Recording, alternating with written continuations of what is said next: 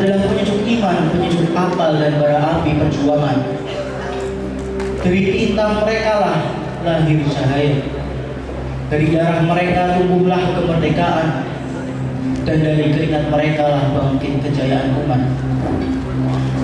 Seorang penyair pernah berkata, Jamaluddin ardi kanu fi hayati wa hum ba'dal mamati jamalul qulubi wa siyari. Bumi indah karena para ulama ketika hidup, namun setelah wafat, keindahan itu berpindah pada kisah hidup yang ditulis sejarah. Ahmad Sukati lahir pada tahun 1875 di Dongulah, Sudan Utara.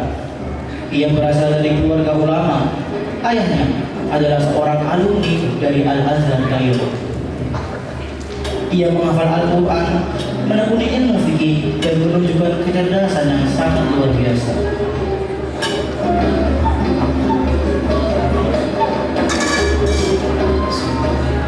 Shadaqallahul Adzim.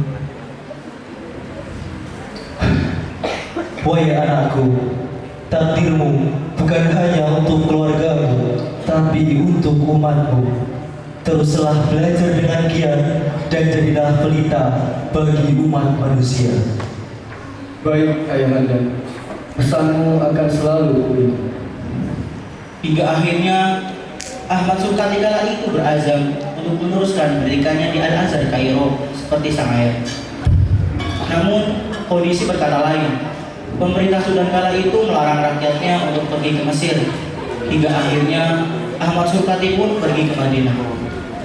Tidak apa wahai anakku, teruslah belajar dengan giat. Doaku selalu menyertaimu. Terima kasih ayahanda. Sukati muda menuntut ilmu di Madinah dan Makkah. Ia berguru pada ulama besar, mendalami ilmu tafsir, hadis, fikih dan bahasa Arab. Ia kagum pada Ibnu Taimiyah, Ibnu Qayyim, Muhammad Abduh, dan Rasyid Ridho. Bahkan ia menjadi pembaca setia majalah Al-Manar dari Kairo. Setelah bertahun-tahun, ia diangkat sebagai pengajar resmi di Masjidil Haram. Kedudukannya prestisius sebagai mufti dan guru di pusat dunia Islam. Namun, takdir Allah menuntunnya ke jalan yang lain.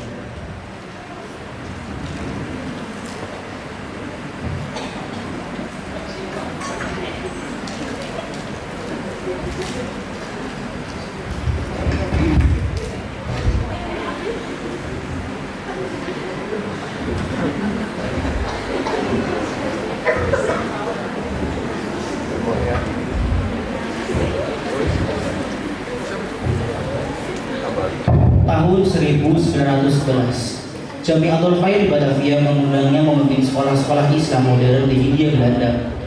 Keputusan itu sangatlah berat. Sahabat-sahabatnya menahan karena ia adalah seorang mufti di Mekah. Wahai Ahmad,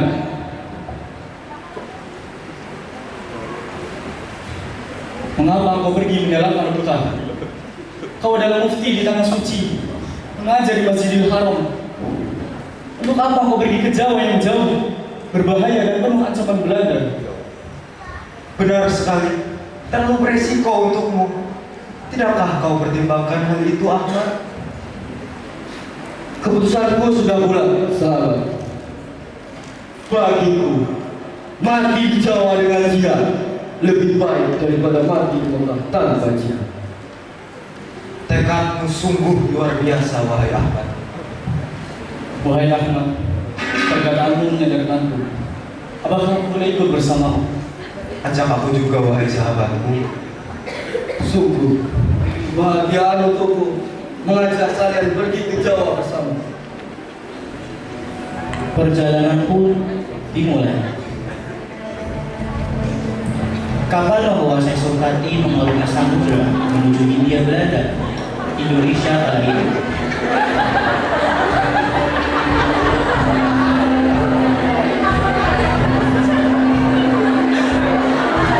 Indonesia kala itu, kemajemukan masyarakat Indonesia dapat membentuk kesatuan bangsa legam. Namun penjajah tak menginginkan bangsa maju. akan tetapi menginginkan bangsa Indonesia menjadi budak yang bodoh yang takkan bisa maju.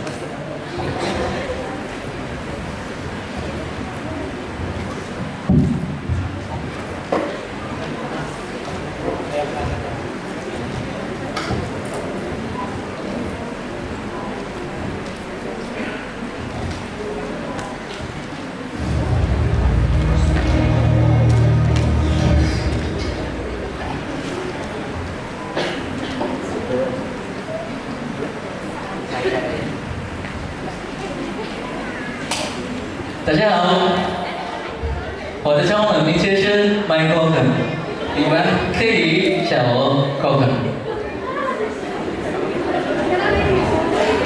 Woi Jo, kenalkan, nama aku Asep, asal aku dari Sumatera. Nah hari ini aku bawa kawan, woi Lan masuk.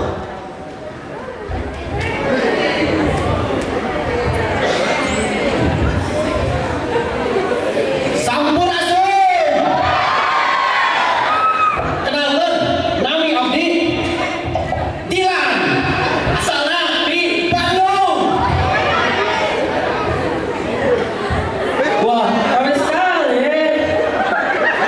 Nama kita Alex, kita dari Papua. Kita ini berkawan, Ngumpul keren Pak. Kalian Wak, nama aku Ale, aku dari Batam Wak. Ada kalian aku. Halo, jenengku Selamat. Aku asli Wong Banyumas.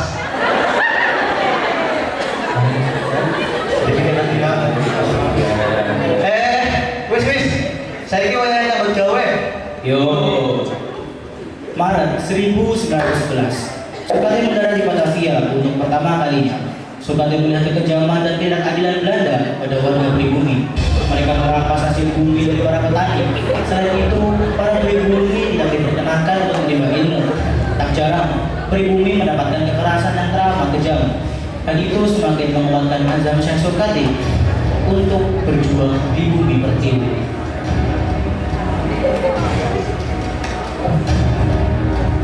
Enak sekali ya, bersantai di siang hari. Rumah-rumahnya, mereka juga yang belajar. Berikan aku. Kalian semua gak foto ini.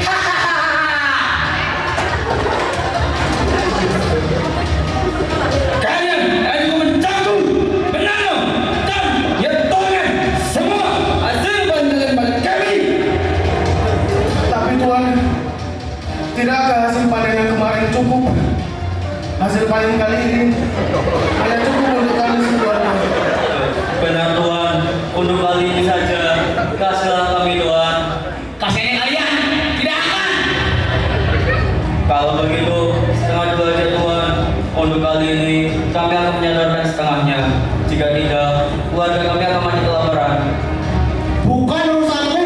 Serahkan semuanya padaku.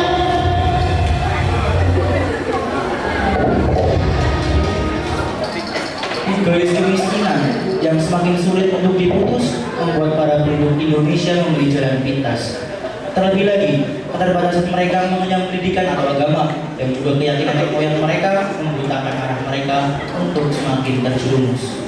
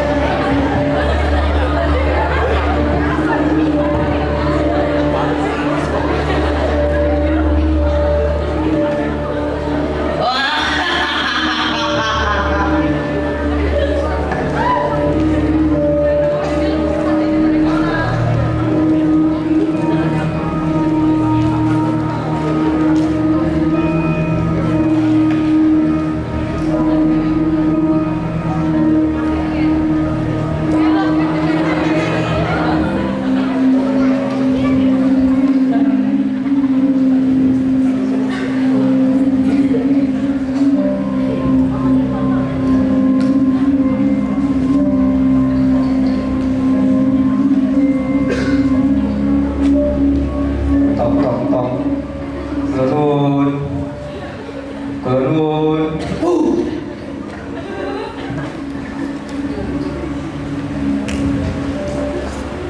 Sama si Brother Jagung. Sekarang boleh Mbak.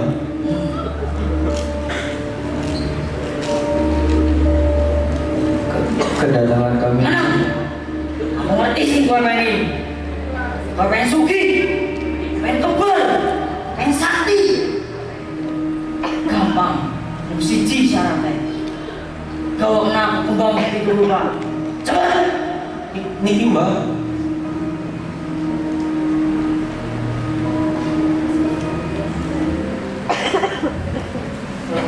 Om Sahyang Jagat Noto. Niat insun mati aji pancasona. Ono wiyar jroning bumi. Bumi sapitu adalah di sabono.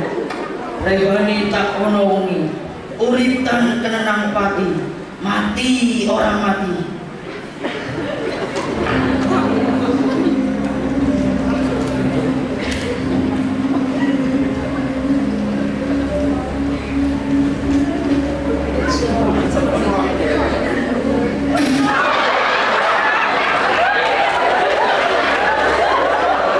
Mantra ini bakalan jadi sampai cendera seni.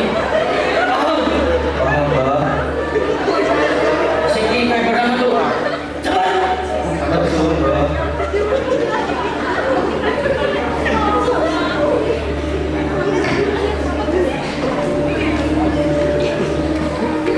Kau pengen suki, pengen kebal, pengen sakti. Mari nyoba.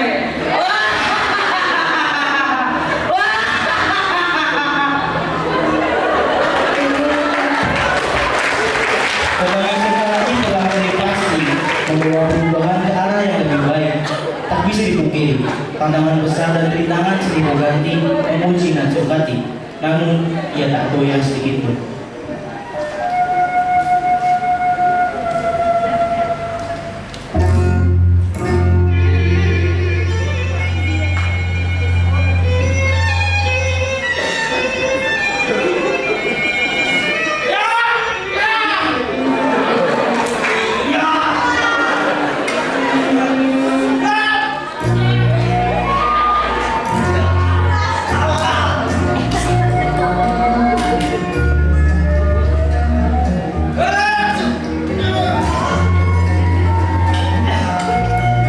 Astagfirullahaladzim.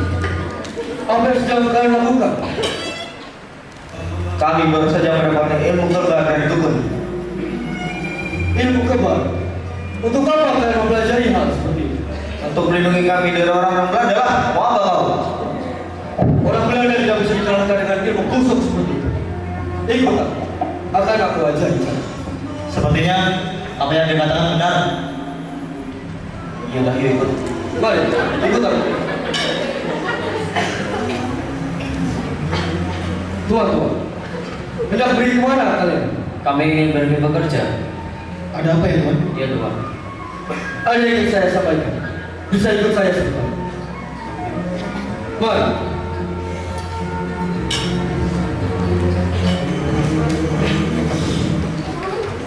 Keinginan Sukati mendirikan sekolah untuk para pribumi membawa angin yang segar. Di sana, semua orang mendapatkan kesempatan dan perlakuan yang sama.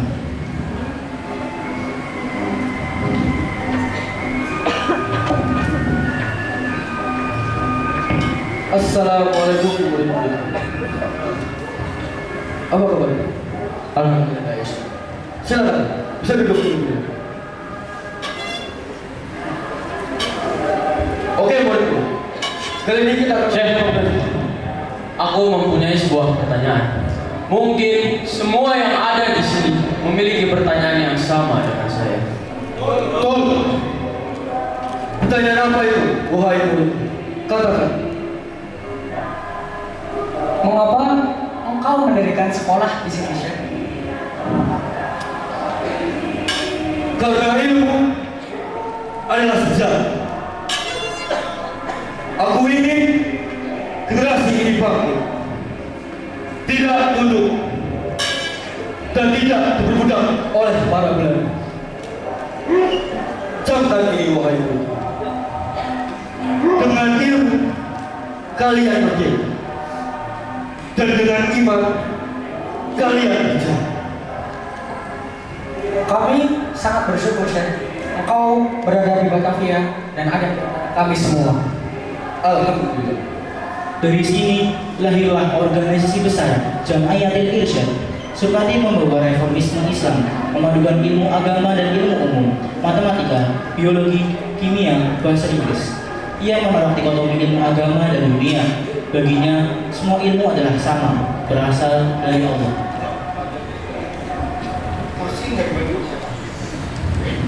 Melihat bangsa yang mulai belajar dan berkembang, membuat pihak penjajah geram dan mulai menyusuti bumi muslihat, merancang agar perjuangan Syekh padam dan hilang dari bumi pertiwi. Kala itu, Syekh Surkati mengalami cedera pada penglihatannya. Syekh pun pergi berobat, namun atas saran dokter, mata beliau pun harus diangkat. Hingga akhirnya, Syekh pun buta. Sungguh, perjuangan yang harus dibayar mahal. Assalamualaikum. Masuk.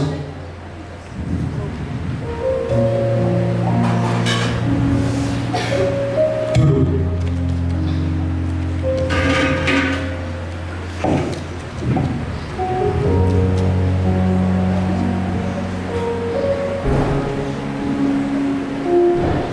Kondisi matamu semakin parah, Syekh. Obat-obatan yang ada tidak bisa menyembuhkannya. Lantas, baiknya seperti apa? Kedua matamu harus dicabut, Syekh. Jika tidak, akan membahayakan jiwamu. Baik, tidak mengapa. Cabut saja kedua. Tapi kalian tidak akan pernah bisa memadamkan cahaya yang Allah tanamkan di hati. Baiklah.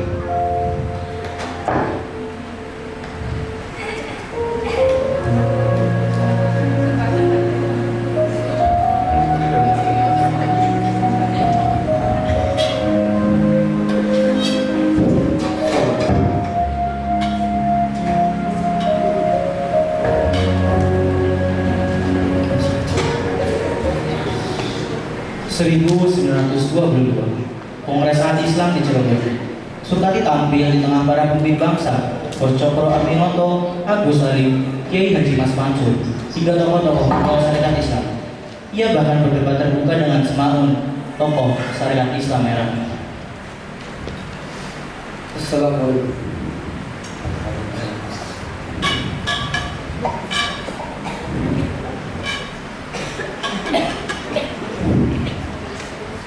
Teman-teman sekalian, apakah seluruh pembicaraan ini mengarah kepada satu kata, yaitu kemerdekaan?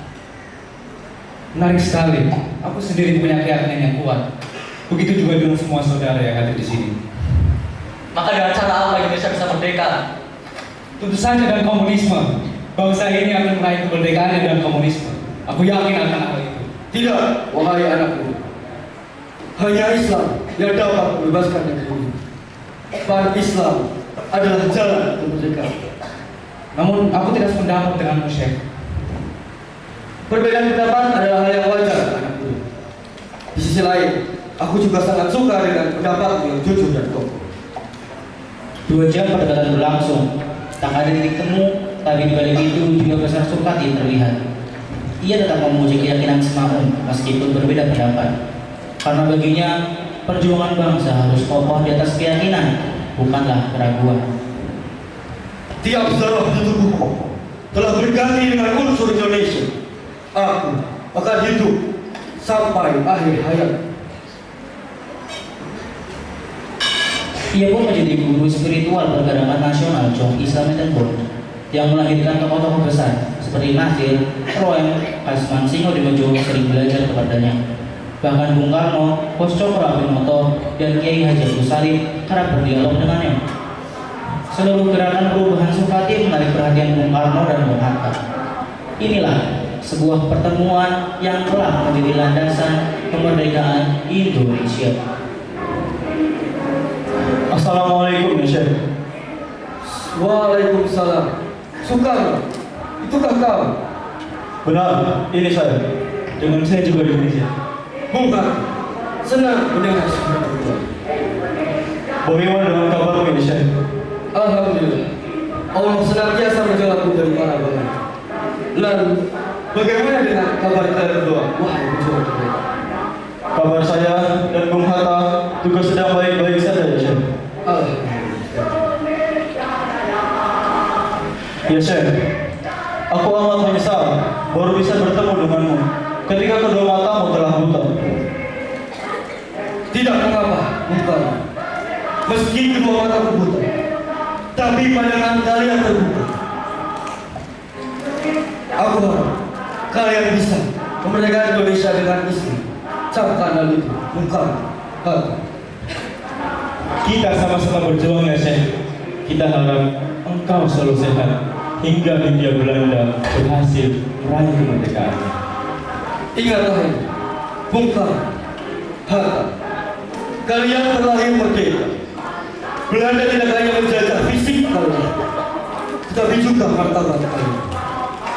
Bangkitlah, jadilah tentara dulu, tentara iman, tentara kemerdekaan.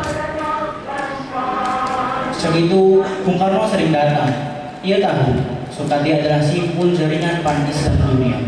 Dari dialah Bung Karno berharap dunia Arab mendukung kemerdekaan Indonesia. 16 September 1943, Syekh Ahmad Soekardi berpulang warahmatullah di Jakarta. Pemakamannya sederhana, tapi Bung Karno dan para tokoh bangsa ikut mengiring kepergiannya. Bondo Amiseno dari Sekat Islam memberi santunan, melepas kepergian pulang besar yang membakar semangat umat.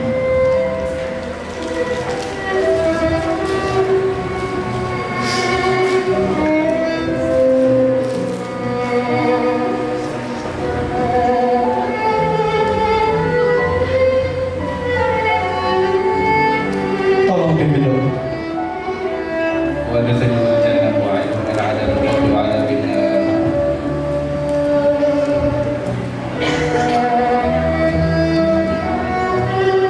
Syekh Soekardi, engkau telah ikut mempercepat lahirnya gerakan kemerdekaan bangsa Indonesia. Mengapa engkau begitu cepat untuk kembali, ya, Syekh? Ya, Syekh, cita-citamu akan kami lanjutkan hingga Indonesia menjadi negara yang lebih baik. Syekh Ahmad Soekardi, ulama yang meninggalkan jabatan mulia demi dakwah, ulama yang kehilangan mata tapi membuka pandangan bangsa, ulama yang buta tapi menerangi jalan kemerdekaan Indonesia. Hari ini, jika mata kita masih melihat, janganlah hati kita buta. Jika kita membaca kisah ini, janganlah kita mati dalam diam. Karena perjuangan harus terus hidup. Cahaya Soekardi harus terus menyala.